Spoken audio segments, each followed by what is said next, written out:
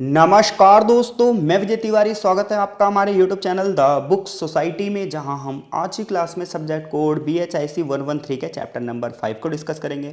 Chapter का नाम होगा नरम दल और गरम दल। देखिए, पिछली क्लास में जब हमने चैप्टर नंबर 4 पढ़ा था तो हमने ये पढ़ा था कि इंडियन नेशनल कांग्रेस की स्थापना, यानी कि जो भारतीय राष्ट्रीय कांग्रेस पार्टी है हमारी, उस पार्टी की स्थापना किन परिस्थितियों में हुई थी। फिर हमने ये भी पढ़ा कि 1885 में एओ ह्यूम के प्रयासों से भारत में कांग्रेस की स्थापना हुई। इसी बात को आगे बढ़ाते हुए आज हम इस चैप्टर में ये पढ़ेंगे कि जब कांग्रेस की स्थापना भारत में हो गई तो कांग्रेस के कार्य करने का तरीका क्या था, कांग्रेस की प्रकृति क्या थी, कांग्रेस में कौन कौन से प्रकार के नेता शामिल थे, किन नेताओं का जो रोल है वो कांग्रेस को आगे बढ़ाने में था। और जो यहाँ चैप्टर में आप देख रहे हो लिखा है नरम दल और गरम दल, इसका मतलब ये है कि कांग्रेस में दो विचारधाराएं प्रमुख थी। एक विचारधारा थोड़ी शांतिप्रिय थी, जो कि यह चाहती थी कि आंदोलन, धरने प्रदर्शन और साथ ही साथ प्रार्थना पत्र के माध्यम से अंग्रेजों से अपनी बात मनवाई जाए। नरम दल के जो लोग हैं वो ज़्यादा बड़े परिवर्तन नहीं चाहते थे, वो सिर्फ ये चाहते थे कि जो ब्रिटिशर्स हैं वो भारतीय लोगों को भी सरकार में शामिल करें। ये नहीं चाहते थे कि भारत आज़ाद हो, ये चाहते थे कि भारत ब्रिटेन का उपनिवेश रहे, क्योंकि इसका जो सकारात्मक प्रभाव भारत पर पड़ रहा है वो अच्छा है। जबकि जो गर्मपंथी थे वो ये चाहते थे कि भारत को पूर्ण स्वतंत्रता मिल जानी चाहिए। गर्मपंथी ये कहते थे कि आंदोलन, धरने, प्रदर्शन से स्वतंत्रता नहीं मिलती, बल्कि हिंसात्मक गतिविधियों के माध्यम से मिलती है। तो एक क्रांतिकारी गतिविधियां जो थी, एक क्रांतिकारी जो विचारधारा थी, उसका संबंध गर्मपंथियों से था, और जो एक शांतिप्रिय विचारधारा थी उसका संबंध नरमपंथियों से था। तो नरमपंथी कौन है, गर्मपंथी कौन है, इस चैप्टर में ये बताया जाएगा। फिर ये बताया जाएगा कि नरमपंथियों और गर्मपंथियों के बीच में मतभेद कैसे हुए। फिर साथ ही साथ हम ये भी पढ़ेंगे कि 1907 में कांग्रेस दो भागों में बट गई। एक विचारधारा जो नरमपंथियों वाली थी वो कांग्रेस में रही, और अलग से जो विचारधारा बनी वो 1907 में गर्मपंथियों की बनी। तो ये ऐसा क्यों हुआ, आखिर कांग्रेस 1907 में दो भागों में क्यों बट गई, 1907 में कांग्रेस सूरत में दो भागों में क्यों बटी, मेन फोकस हमारा इस चैप्टर में यही रहेगा। तो चलिए चैप्टर की शुरुआत करते हैं। जैसा कि मैंने आपको बताई दिया चैप्टर में क्या पढ़ेंगे, वही चीज़ यहाँ पर भी लिखी है कि कांग्रेस का प्रारंभिक स्वरूप कैसा था।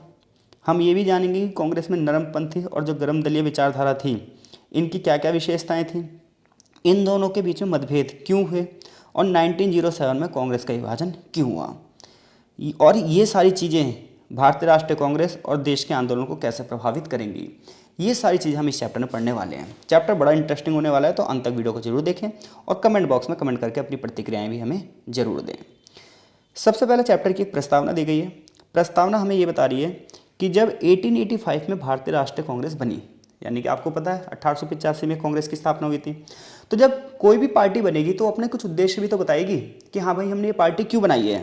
तो ऐसी कांग्रेस ने भी अपने उद्देश्य बताए, जिनमें से कुछ उद्देश्य ये लिखे हैं कि कांग्रेस का पहला उद्देश्य ये था कि हम पूरे के पूरे देश में जितने भी हमारे कार्यकर्ता हैं उनके बीच में मित्रतापूर्ण संबंधों का विकास करेंगे। यानी कि कांग्रेस का पहला उद्देश्य ये था कि देश के अलग अलग भाग में जितने भी लोग पॉलिटिकल एक्टिविटी में लगे हैं हम उनको जोड़ेंगे और उनके बीच में एक फ्रेंडशिप जनरेट करेंगे, ताकि सारे के सारे पॉलिटिक्स एक्टिविटी में लगे लोग हैं, जो पॉलिटिकल वर्कर हैं, इन सबको एक साथ इकट्ठा किया जा सके, इन सबको एक ही मंच पर लाया जा सके। तो कांग्रेस का शुरुआत में उद्देश्य यही था कि जितने भी लोग ऐसे हैं जो पॉलिटिक्स में लगे हुए हैं उन सबको जोड़ा जाए। दूसरा उद्देश्य ये था भारतीय राष्ट्रीय कांग्रेस का कि हमें जातिगत भेदभाव में नहीं पड़ना है, धर्म के भेदभाव में नहीं पड़ना है, किसी भी क्षेत्र की सीमाओं के भेदभाव में नहीं पड़ना है, और देश की यूनिटी की भावना को बढ़ावा देना है, और किसी भी तरीके से देश के विकास को और साथ साथ देश को मजबूत करने के प्रयासों पर ध्यान देना है। तीसरी कांग्रेस का उद्देश्य ये था कि देश के कल्याण के लिए लोगों को अवेयर किया जाएगा, लोगों को संगठित किया जाएगा, लोगों को समाज के प्रति जागरूक किया जाएगा, क्योंकि देखो राजनीति का सबसे बड़ा काम यही है कि जनता को अवेयर ज़्यादा से ज़्यादा किया जाए। तो 1885 में जब कांग्रेस की स्थापना हुई तो कांग्रेस ने अपने बहुत सारे उद्देश्य रखे थे, जिनमें से यहाँ पर 3 कुछ बड़े उद्देश्य बताए गए हैं। जिनमें से पहला उद्देश्य यह है कि देश के अलग अलग हिस्सों में जितने भी सोशल वर्कर थे, जितने भी ऐसे लोग थे जो पॉलिटिकल एक्टिविटी से जुड़े हुए थे, उन सबको हम जोड़ेंगे और उन्हें एक ही पार्टी के अंतर्गत लेकर आएंगे। दूसरी बात ये थी कि बिना जाति, धर्म, भाषा या क्षेत्र के भेदभाव के हम सभी लोगों को जोड़ने का प्रयास करेंगे, देश को एक यूनियन बनाने पर ध्यान देंगे, देश की यूनिटी पर ध्यान देंगे। तीसरी बात यह थी कि देश के कल्याण के लिए हम लोगों को अवेयर करेंगे, जनता को ज़्यादा से ज़्यादा अपने साथ जोड़ेंगे। अब क्या हुआ, 1885 में कांग्रेस की स्थापना हो गई। 1885 से लेकर जो 1905 तक का टाइम है, यानी कि 1885 से लेकर 1905 तक का जो टाइम है, इस दौरान कांग्रेस में जिस विचारधारा का दबदबा रहेगा, जिस विचारधारा की चलेगी, जिस विचारधाराओं के नेताओं की चलेगी, वो होंगे नरम दल। तो 1885 से लेकर 1905 तक राष्ट्रीय कांग्रेस का विकास हो रहा है और इस दौरान पार्टी पर किसका दबदबा है, नरम दल के नेताओं का। लेकिन फिर धीरे धीरे करके कुछ लोग आएंगे जो नरम दल की विचारधारा से सहमत नहीं होंगे। उनका मानना होगा कि कांग्रेस जिस उद्देश्य से बनाई गई है यार, वो उद्देश्य सफल नहीं हुए हैं, इसलिए वो एक कांग्रेस के अंदर एक अलग विचारधारा लेकर आएंगे जिसे हम गरम दल कहेंगे। और अंत में 1907 में 1907 में कांग्रेस दो भागों में बढ़ जाएगी। नरम दल विचारधाराओं की पार्टी अलग हो जाएगी और गरम दल वालों की अलग हो जाएगी। चलिए अब सबसे पहले हम ये बात करते हैं कि जब 1885 में कांग्रेस बनी तो कांग्रेस की प्रकृति कैसी थी, किस प्रकार के नेता इसमें शामिल थे, किस प्रकार के लोगों को इसमें जगह दी गई थी। तो देखो, जब आप बात करोगे कांग्रेस की तो कांग्रेस 1885 में बनी और इसकी पहला जो अधिवेशन हुआ था वो कहाँ हुआ था, बम्बई में। ये बात हमने लास्ट क्लास में पढ़ ली थी कि 1885 में कांग्रेस की स्थापना हुई और इसका जो पहला अधिवेशन हुआ वो बम्बई में हुआ। 1886 में जब इसका दूसरा अधिवेशन हुआ तब तक कांग्रेस बहुत ज़्यादा बदल चुकी थी। यानी कि 1885 में जब कांग्रेस की स्थापना हुई तो उस समय इसमें सिर्फ 72 लोग थे, यानी कि 72 प्रतिनिधि थे केवल और केवल। लेकिन एक साल के अंदर अंदर इसने इतने सारे लोगों को जोड़ दिया कि जब 1886 में इसकी एनुअल मीटिंग हुई तो उसमें टोटल मेंबर बढ़कर हो गए 439। यानी कि शुरुआत में कांग्रेस सिर्फ कुछ लोगों का ग्रुप था, लेकिन एक साल के अंदर अंदर ये पार्टी नेशनल लेवल की पार्टी बन गई, राष्ट्रीय कांग्रेस बन गई और इसमें 439 मेंबर शामिल हो चुके थे।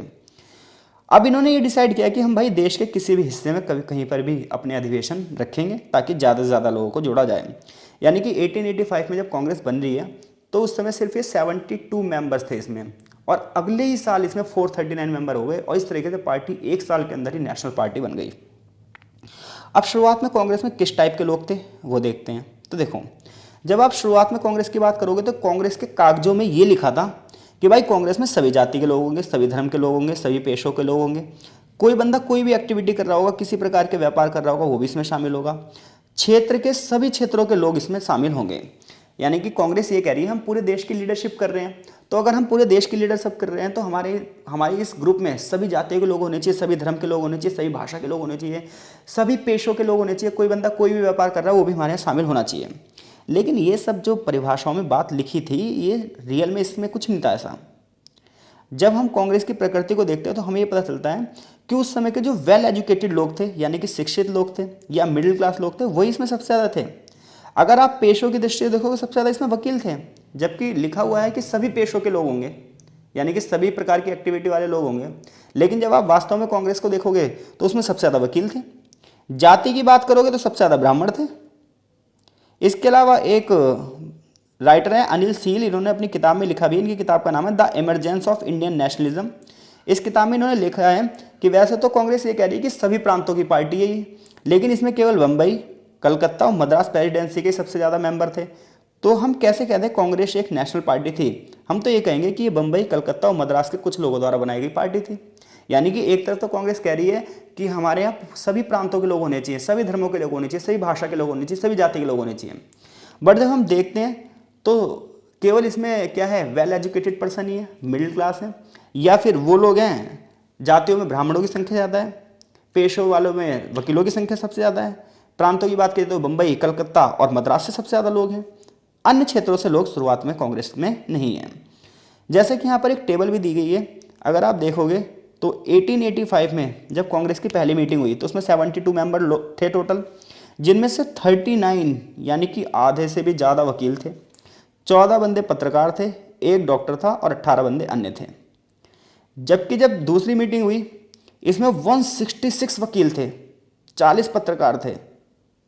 तो आप देख सकते हैं वकीलों की संख्या कितनी ज़्यादा है। तीसरी अधिवेशन जब मद्रास में हुआ तो 206 वकील थे और इलाहाबाद में जब चौथा अधिवेशन हुआ तो 435 वकील थे। यानी कि इससे हमें ये पता चलता है कि कांग्रेस का जो संगठन है इसमें जो मेंबर्स हैं इसमें वकीलों की संख्या बहुत ज़्यादा है, वकीलों का प्रतिनिधित्व बहुत ज़्यादा है, यानी कि साधारण जनता इसमें नहीं है। दांव पेज इसमें ऐसे लिखे गए हैं। तो कांग्रेस के पहले अधिवेशन में आधे से ज़्यादा सदस्य वकील थे।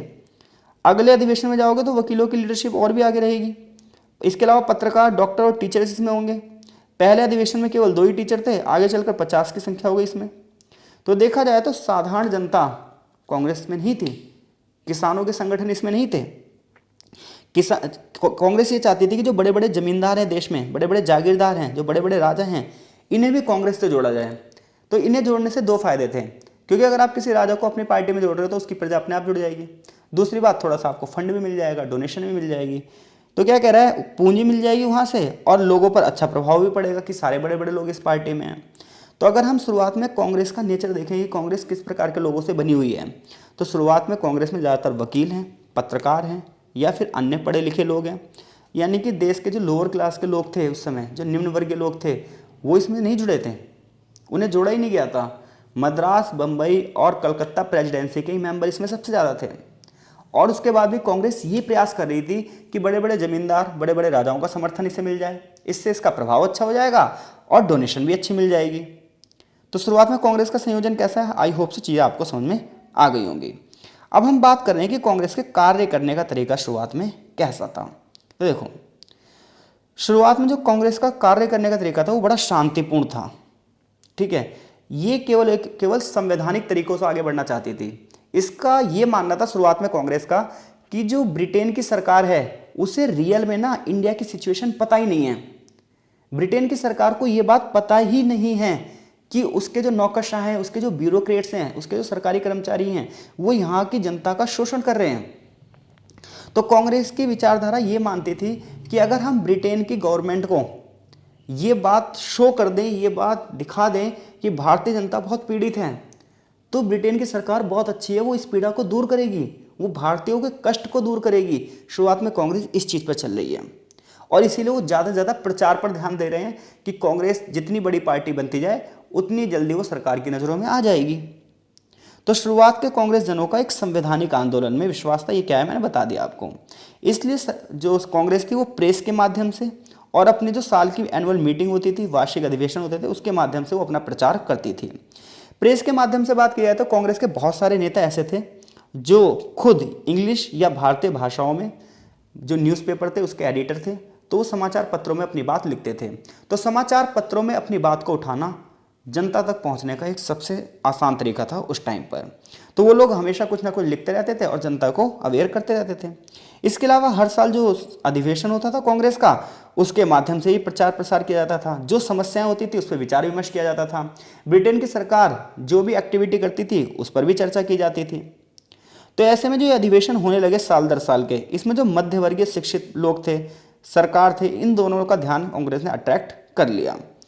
लेकिन कांग्रेस की सबसे बड़ी समस्या ये थी कि कांग्रेस साल में एक ही बार मीटिंग करती थी, तो बीच के दौरान क्या काम हो इसके बारे में ज़्यादा चीज़ें स्पष्ट नहीं थी।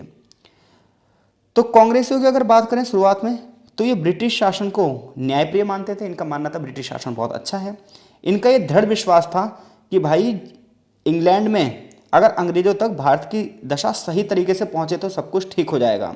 इनका ये मानना था कि ब्रिटिश सरकार बहुत अच्छी है और ये जो ब्यूरोक्रेट्स हैं ये नालायक हैं, ये ब्यूरोक्रेट्स जो हैं ये देश का शोषण कर रहे हैं। यानी कांग्रेस की शुरुआती जो सोच थी वो ये थी। इनका शुरुआती उद्देश्य सिर्फ यही था कि जनता को अवेयर किया जाए, जनता को ये बताया जाए कि वो अपने अधिकारों को समझें, ब्रिटिश जनता को भारतीय कठिनाइयों की जानकारी दी जाए। यानी कांग्रेस का पहला उद्देश्य ये था कि देश के अंदर ही लोगों को अवेयर किया जाए। दूसरा मुद्दा ये था कि ब्रिटेन की सरकार को यहाँ की परिस्थितियों के बारे में अवगत कराया जाए। अब देखो, ब्रिटेन को भारत के बारे में कैसे पता चलेगा, यानी कि ब्रिटेन की सरकार तक बात कैसे जाएगी। इसके लिए कांग्रेस ने क्या करा, 1889 में एक और संस्था बनाई और उस संस्था का नाम था ब्रिटिश कमेटी। यानी कि इंडियन नेशनल कांग्रेस ने एक कमेटी बनाई और इस कमेटी का नाम था क्या, ब्रिटिश कमेटी।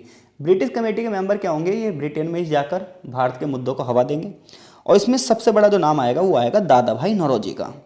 इसके अलावा ये अपनी एक मैगजीन भी शुरू करेंगे जिसका नाम होगा इंडिया। ठीक है, दादा भाई नौरोजी की बात करें तो इन्होंने इंग्लैंड में रहकर भारत के मुद्दों को उठाया था। इन्होंने अपने जीवन का एक बहुत बड़ा हिस्सा इंग्लैंड में बिताया था और ये आगे चलकर जो ब्रिटेन की संसद है, ब्रिटेन की जो पार्लियामेंट है, उसके मेंबर भी बने थे, हाउस ऑफ कॉमन्स के।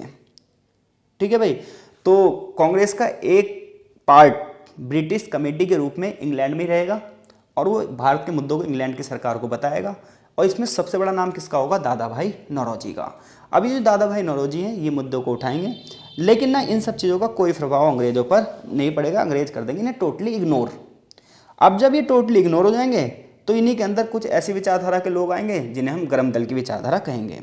तो अब तक हमने क्वेश्चन ये पढ़े हैं कि कांग्रेस की स्थापना के समय उसके उद्देश्य क्या थे।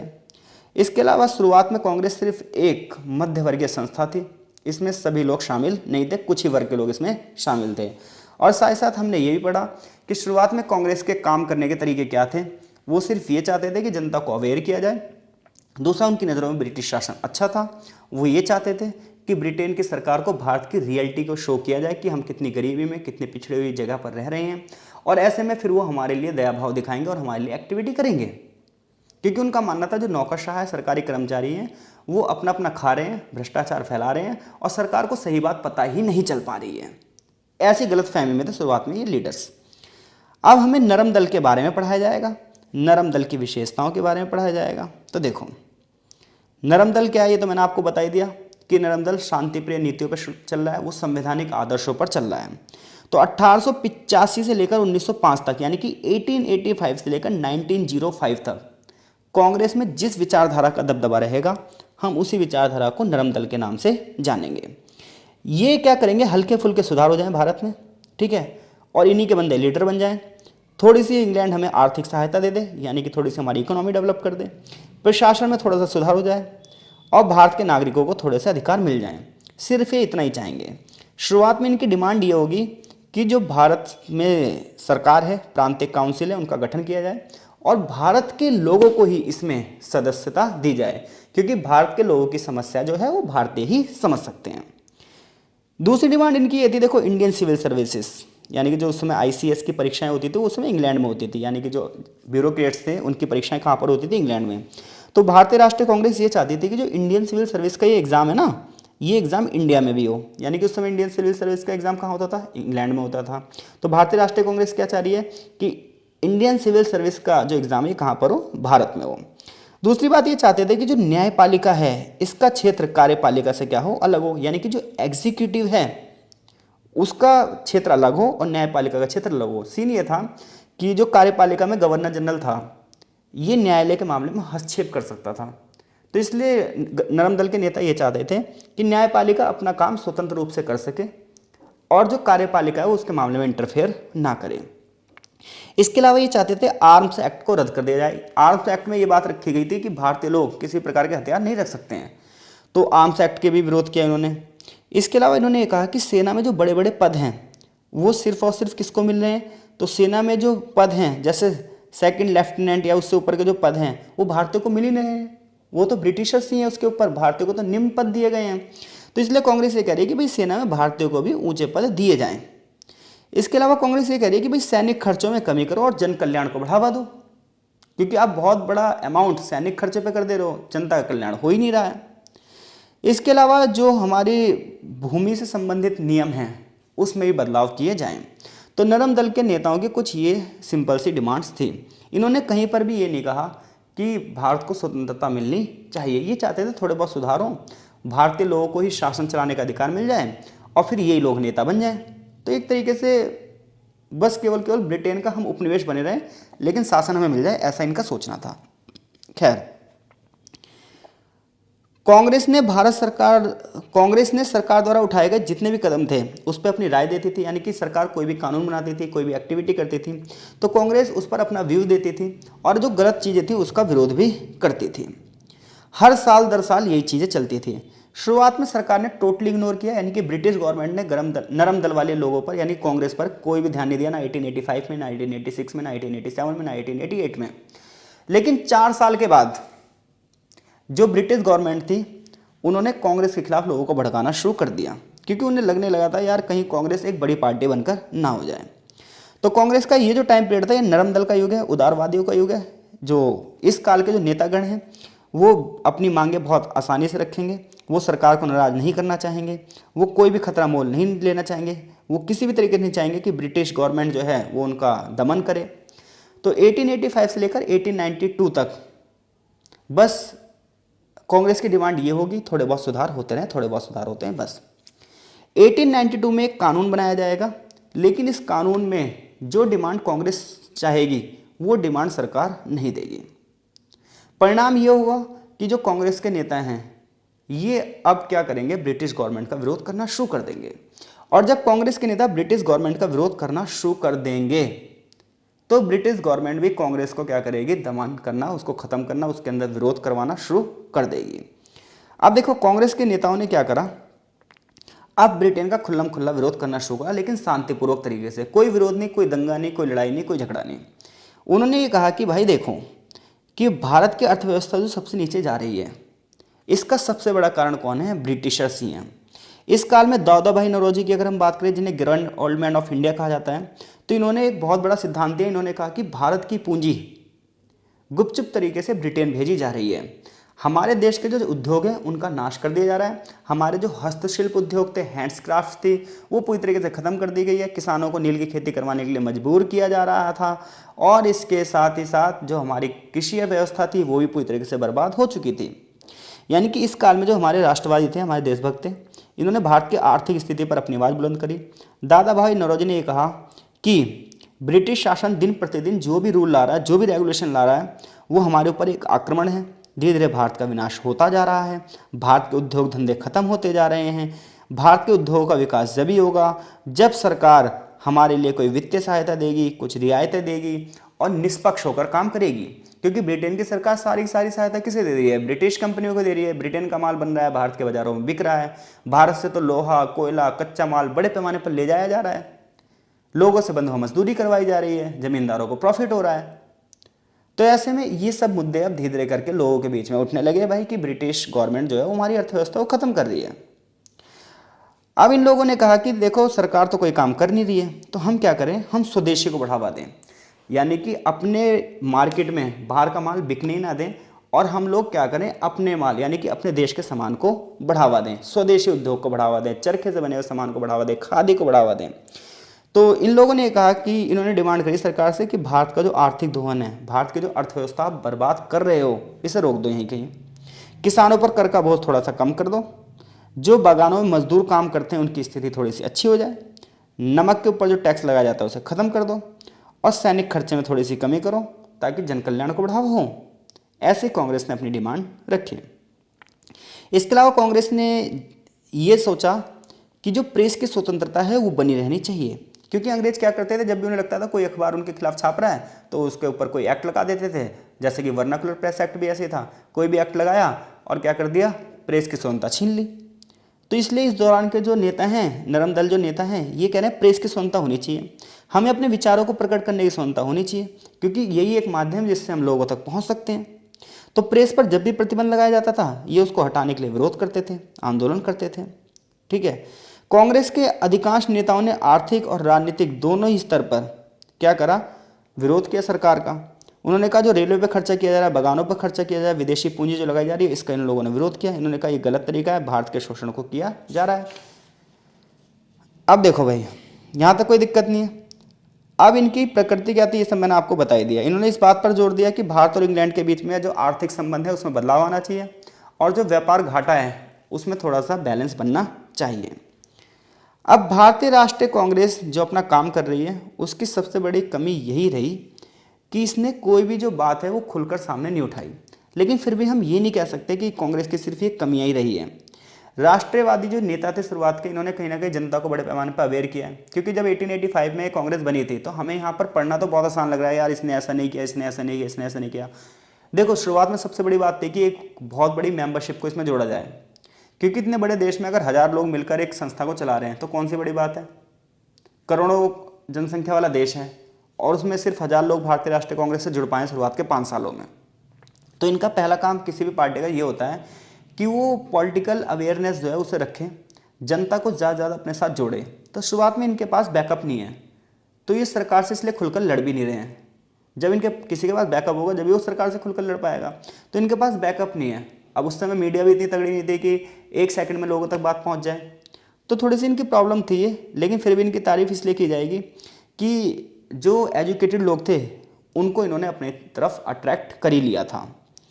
अब ब्रिटेन के लोग यानी कि ब्रिटिश सरकार क्या करेगी कांग्रेस के खिलाफ, तो ब्रिटिश सरकार अब विद्वेष की भावना लाएगी। शुरुआत में तो क्या करें, जो ब्रिटिश गवर्नमेंट है उसने कांग्रेस की तरफ ज़्यादा ध्यान नहीं दिया, लेकिन जैसे जैसे समय बीता तो, और इसके अलावा जब वायसराय लॉर्ड कर्जन आया तो उसने क्या करा, कांग्रेस के अंदर फूट डालने की नीति शुरू करी। उसने कांग्रेस के विरोध में लोगों को खड़ा करना शुरू कर दिया। फॉर एग्जाम्पल उसने मुसलमानों को भड़काना शुरू कर दिया कि कांग्रेस सिर्फ हिंदुओं की संस्था है और वो मुसलमानों के लिए निर्णय नहीं लेती है। इसी के तहत क्या हुआ, ब्रिटिश गवर्नमेंट ने अलीगढ़ आंदोलन को बढ़ावा दिया।